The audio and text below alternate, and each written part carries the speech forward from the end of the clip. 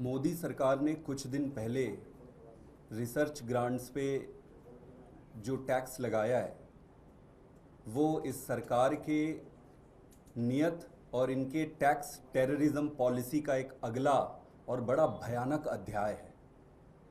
उन्होंने 2017 से retrospectively research institutions को जो ग्रांट्स दिए थे उन ग्रांट्स पर जीएसटी लगाने का प्रपोजल दिया है और सभी प्रीमियर इंस्टीट्यूट्स को और सारे इंस्टीट्यूट्स को एक शो कॉज नोटिस दिया है कि भाई 2017 से अभी तक आपको जितने भी रिसर्च ग्रांट मिले उसमें आपको जीएसटी पे करना पड़ेगा।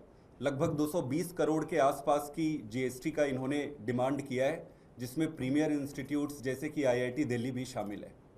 ये देश ही नहीं पूरी दुनिया के इतिहास में ये पहली बार हो रहा है कि आप रिसर्च ग्रांट पर जीएसटी लगा रहे हो। सरकार का ये आर्ग्यूमेंट है कि चूंकि रिसर्च एक सर्विस है और सर्विस प्रोवाइड कर रही है इसलिए उस पर जीएसटी लगनी चाहिए। ये बहुत ही हास्यास्पद आर्ग्यूमेंट है।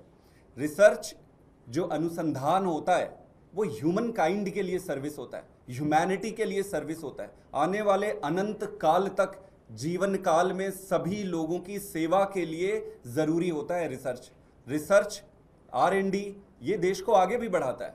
तो देश के विकास जिस पर आधारित है, देश का विकास जिस पर आधारित है, उस पर आप जीएसटी लगा रहे हो। ये टैक्स टेररिज्म है, इसकी हम घोर निंदा करते हैं। और जो जीएसटी कमीशन की मीटिंग होने वाली है, अभी अगले कुछ दिन में होने वाली है, हम ये डिमांड करते हैं सरकार से कि आप इसको बिना शर्त वापस लीजिए। अगर आप वापस नहीं लेंगे तो आम आदमी पार्टी हर एप्रोप्रिएट फोरम पर इसकी विरोध में आवाज़ उठाएगी और इसको हर संभव प्रयास करेगी कि इसको सरकार वापस ले। दोस्तों, ये बहुत ही अजीब परिस्थिति है। जो जीएसटी लगाने की बात जिस पर ये कर रहे हैं, आप देखोगे कि जो रिसर्च की फंडिंग होती है उसका यूज़ किस पे होता है। 3 मोटे मोटे चीज़ों पर यूज़ होता है। एक तो जो बच्चे जो रिसर्च स्कॉलर्स होते हैं उसके स्कॉलरशिप पे पैसा जाता है। दूसरा जाता है कंज्यूमेबल पर, मतलब कि जो केमिकल्स खरीदते हैं रिसर्च के लिए कंज्यूमेबल उस पे। और तीसरा जाता है रिसर्च इक्विपमेंट्स पर। तो रिसर्च इक्विपमेंट्स खरीदते समय ऑलरेडी जब खरीदा जाता है तो उस पर टैक्स दिया जाता है। जो कंज्यूमेबल आप खरीदते हो उस पर हर कंज्यूमेबल पे ऑलरेडी टैक्स लगा होता है। अब बच जाता है जो रिसर्च स्टूडेंट्स बच्चे हैं उनके 20, 25, 50 हज़ार की जो स्कॉलरशिप है उस पर।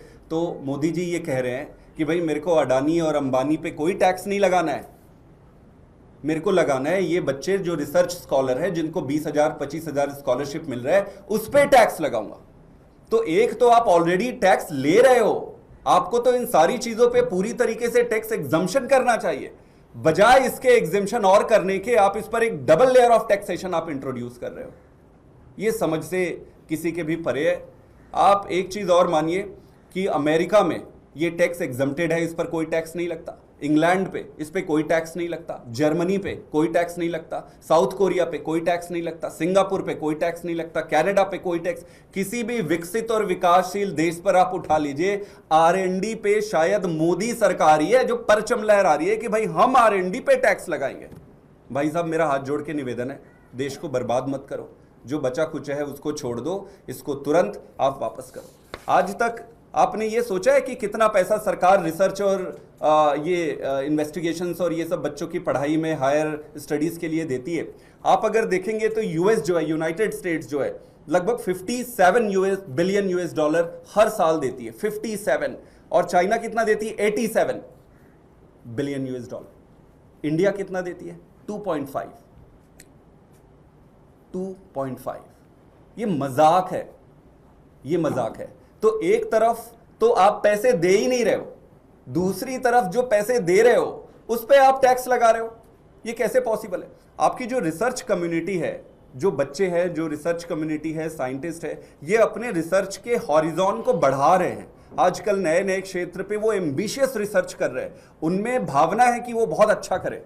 लेकिन क्या सरकार अपनी तरफ से कुछ कर रही है? ये देखने वाली। क्या सरकार ने आज तक ये सोचा है कि बच्चों के लिए जो रिसर्च फैसिलिटी है रिसर्च स्टूडेंट के लिए, क्या वो एप्रोप्रिएट है? मैं बताता हूं, मैं भी साइंटिस्ट। एक छोटे से टेस्ट करने के लिए आपको महीनों इंतजार करना पड़ता है। और ये मैं प्रीमियर इंस्टीट्यूट की बात कर रहा हूं। अगर आप सेकंड लेवल के जो रिसर्च इंस्टीट्यूट है उसमें कहोगे तो 6-6, 7-7 महीने हो जाते हैं एक छोटे से टेस्ट के लिए, और आप कहते हो देश को महान देश की तरफ लेकर जाओगे। कैसे पॉसिबल?